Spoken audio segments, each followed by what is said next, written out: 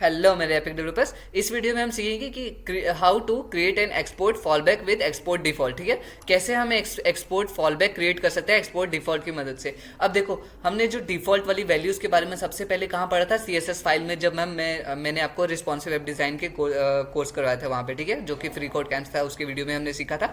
सो default values क्या कि और फॉलबैक क्या कि जैसे लेट सपोज कि मैंने जो फंक्शन लिखा है किसी वजह से, कुछ प्रॉब्लम की वजह से वो नहीं रन होता है, या मे बी मैंने कुछ लिखते समय मिस्टेक कर दिया, तो जो डिफॉल्ट वाली वैल्यू होगी फिर वो वाली एग्जीक्यूट हो जाएगी। तो वो कैसे होता है, अब यहाँ पे in the export lesson you learn about the syntax refer to as named export. ठीक है, अब हमने एक्सपोर्ट लेसन में क्या सीखा था कि जैसे कि जो सिंटेक्स रेफर होता है वो नेम्ड एक्सपोर्ट होता है। This allowed you to make multiple function and variable available for use in other file. इसकी वजह से हम क्या कर सकते हैं, मल्टीपल फंक्शन और वेरिएबल्स को यूज कर सकते हैं दूसरी फाइल में, जैसे हमने एक्सपोर्ट करके किया था ना, आपने देखा था कर्ली ब्रेसेस में ऐड सब्ट्रैक्ट कॉमा करके यूज करे थे। There is another export syntax you need to know. एक दूसरा एक्सपोर्ट सिंटैक्स भी होता है जिसका नाम क्या होता है, एक्सपोर्ट डिफॉल्ट। जैसे कि यहाँ पे देख सकते हो एक्सपोर्ट डिफॉल्ट कीवर्ड हमने यूज कर दिया है।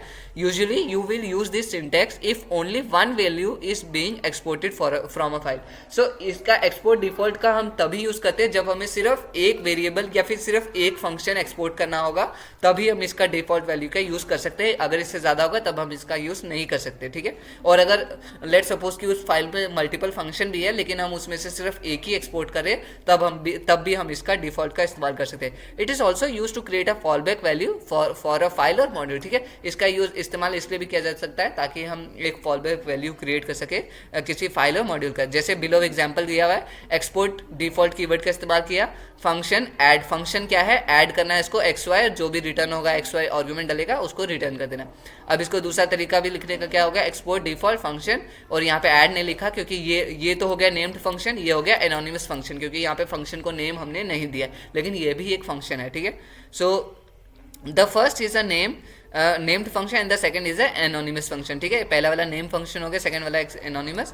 Since the export default is use to declare a fallback value for a module, क्योंकि हमने एक्सपोर्ट डिफॉल्ट का यूज़ किया है टू डिक्लेयर एक, ताकि एक फॉलबैक वैल्यू डिक्लेयर कर सके इस मॉड्यूल या फाइल के लिए। You can only have one value be a default export in each module और फाइल। ठीक है, तो हम सिर्फ एक ही वैल्यू को डिफॉल्ट एक्सपोर्ट कर सकते हैं। मैं ऑलरेडी ये सब हम समझ सके हैं, लिखते हैं। और एडिशनली क्या लिखा है, additionally you can not use export default. अच्छा, एक और ध्यान रखने वाली बात ये है कि हम जो एक्सपोर्ट डिफॉल्ट है उसको हम वार, लेट या कॉन्स्ट से नहीं कर सकते, क्योंकि देखो यहाँ पे हमने ना वार का यूज़ किया हुआ है, ना लेट का, ना कॉन्स्ट का। ठीक है, तो ये भी हमें ध्यान रखने वाली बात है।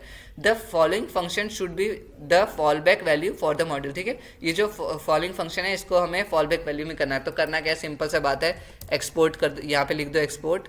तो मैं इधर गया, मैंने करना है एक्सपोर्ट डिफॉल्ट, बस सिंपल सा एक्शन, इसमें कुछ ज़्यादा मेहनत नहीं था।